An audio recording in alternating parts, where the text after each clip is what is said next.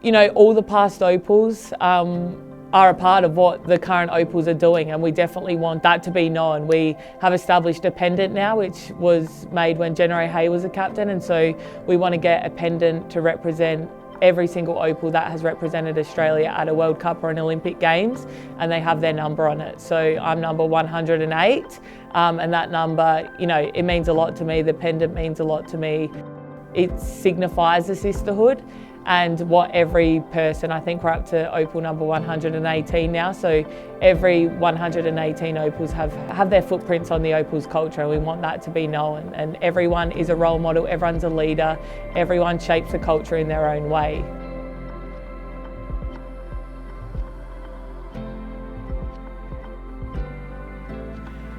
Yeah, in the lead up to the World Cup, being on home soil in 2022, each member of that team in 2022 connected with a member of the 1994 World Cup team that also represented Australia in Australia. So that was a really cool experience to connect with a past player. I had Michelle Timms, who was a captain.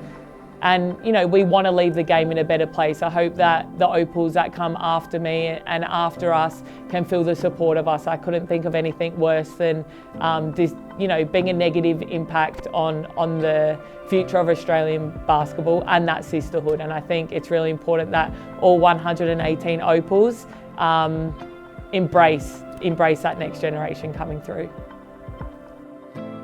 Yeah, look, my vision for the Opals is always to be one of the best teams in the world. So doing that is more making sure we continue to develop the players at an individual level. Now, most of our players are all overseas too, so they're getting that exposure, but communicating to them of what we think they can add to their game, even though they have coaches from all over the world. I think that's important for us. But you know, my philosophy is always, let's play, we want to be a defensive-minded team, and I think we got back to that, you know, especially after Tokyo. I didn't think we were at the level that we needed to win medals. So we re-emphasised that, we went back to that. I think we developed a toughness about us. I thought we developed a versatility about how we played. And we were able to combat, you know, a lot of different things, a lot of different styles that we had. And then offensively, it's more, you know, we want to play with pace. You know, we want to make sure we're moving the ball. We want to make sure that we're being aggressive, but the 0.5 mentality, the ball's moving, but paint to great, you've heard it many, many times, getting 2 feet into the paint, being aggressive. Can we get to the rim for easy layups, or can we create for others for open threes? And then good to great. You know, you hear me say that a fair bit, because let's give up a good shot for a great shot. And I think the Opals, what we do, we play in the right way. You know, it's not about stats. It's about playing in the right way and winning games and winning medals. Everyone feeling capable to do their job. We saw in the 6 games at the Olympics a different person step up in each game and a different person step up in big moments of each game. So making sure that everyone felt capable and confident to do their job, I think, goes beyond the wins and losses. That's what I love coaching, just like playing basketball. When I was a player, I was always saying, what do I need to add to my game to be better? How can I be better? Now, as a coach, it's more like, okay, how is the game changing, and how does it apply to the team that I'm coaching? That really fascinates me, but I think the most important thing, and I try and do a lot of personal development in the off season, becoming a better leader. You know, I think there's always, you know, you can always be better. How do you handle some hurdles? Because we all get them. There's always highs and lows. How do we handle them better? But then it's also, for me, what fascinates me, how do we teach players to be better decision makers? One player was to go down, do we have someone else stepping in?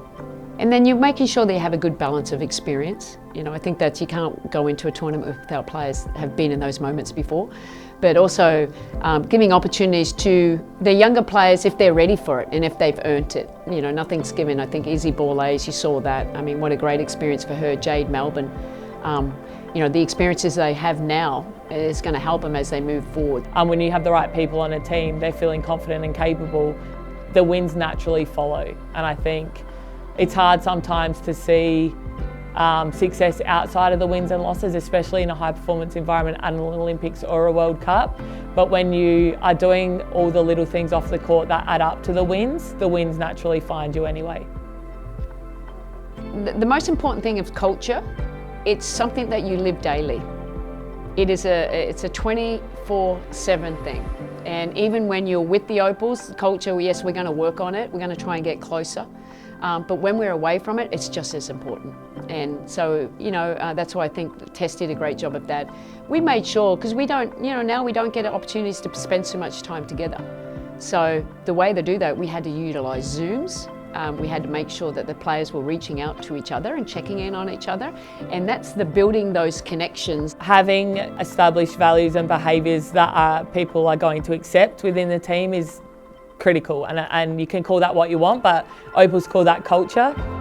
And that's a part of the culture as well too. It's not just being great playing on the court as well too. We've got other things going on and making sure that every player is doing okay so that when we come together, we can play our best basketball. The next part of the sisterhood is when we're together, we are bought in, we're connected. You're not going to have 1 million things in common, but everyone does have one thing in common. So to find a way to connect off the court so that when we're on the court, we have each other's back and we're going to fight to the death for one another. And then the last part, I'd say, is inspiring that next generation of Opals coming through.